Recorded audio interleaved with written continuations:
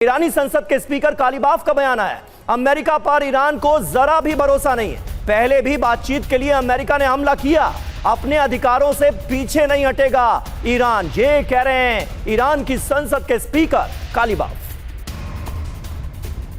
और इस बीच Donald Trump ने ईरान को चेतावनी भी दी है। कहा, अमेरिका के पास दोबारा हमला करने का भी अधिकार है। अगर तेहरान ने अस्थायी समझौते का उल्लंघन किया तो बमबारी करेंगे। वॉशिंगटन पोस्ट के हवाले से खबर। अब सबसे बड़ा सवाल यही है कि अमेरिका ईरान समझौते में क्या है। सभी मोर्चों पर युद्ध की समाप्ति की जाए, युद्ध को खत्म किया जाए हर मोर्चे पर, यह पहली बात है। ईरान को हर जाने का भुगतान दिया जाए। देखिए, इसको लेकर रजामंदी होगी नहीं होगी बहुत बड़ा सवाल है। अमेरिकी नौसैनिक नाकेबंदी हटेगी, जो अमेरिकन नेवल ब्लॉकेड है उसे हटा दिया जाएगा, हॉर्मुज स्ट्रेट को खोला जाएगा, ईरान के पास से अमेरिकी सेनाओं की वापसी होगी, जो डिप्लॉयमेंट है उसे हटाया जाएगा। इसके बाद ही दोनों पक्ष परमाणु मुद्दे पर चर्चा करेंगे, यानी फेज 1 में जो समझौते, जो शर्तें सामने आई हैं उस पर अमल हो जाएगा और उसके बाद फिर सेकंड फेज के लिए आगे बढ़ेंगे। अल जजीरा के हवाले से यह खबर सामने आ रही है।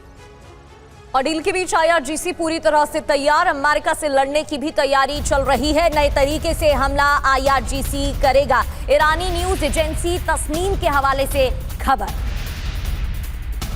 अमेरिका से लड़ने की भी तैयारी चल रही है।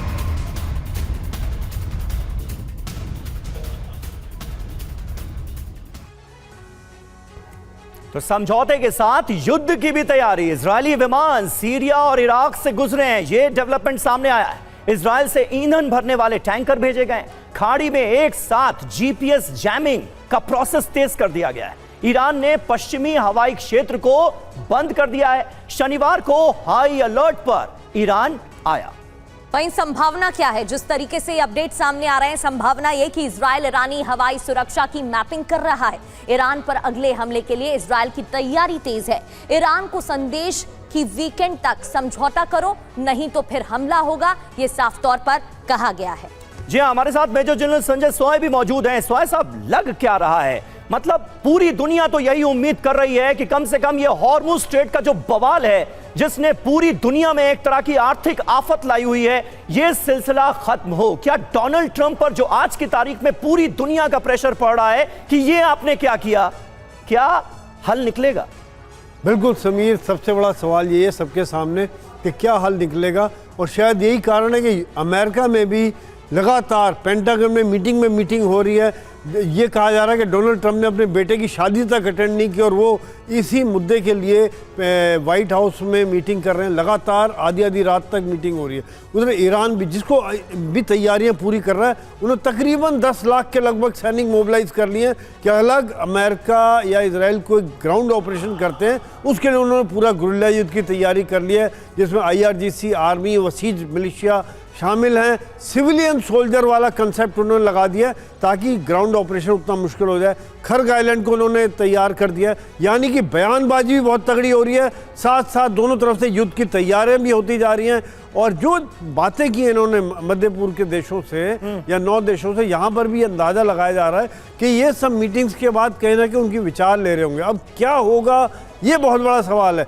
क्या ये युद्ध करेंगे? क्योंकि अगर ईरान नहीं मानता है, जैसे अभी तक शर्तें निकल के आ रही हैं, तो ईरान ने जैसे बोला कि भाई सैंक्शन हटाओ, हर्जाना दो।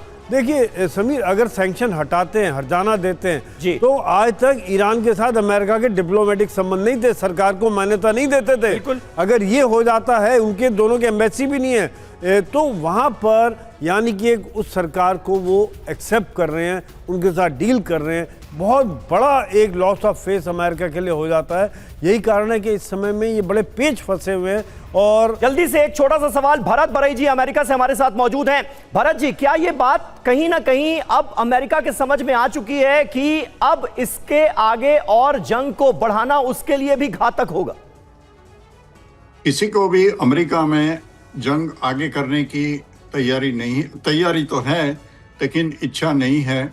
मैं आपको 2 और पॉइंट आपको बताऊं जो डिस्कशन में नहीं आया है। जी। एक, जो परमाणु हथियार की बात हो रही है, देखो वो अभी तो कोई सवाल नहीं है, क्योंकि उसके जो सेंट्रीफ्यूज थे फोर्डोर्स में, नटान्स में, वो तो नष्ट हो चुके हैं।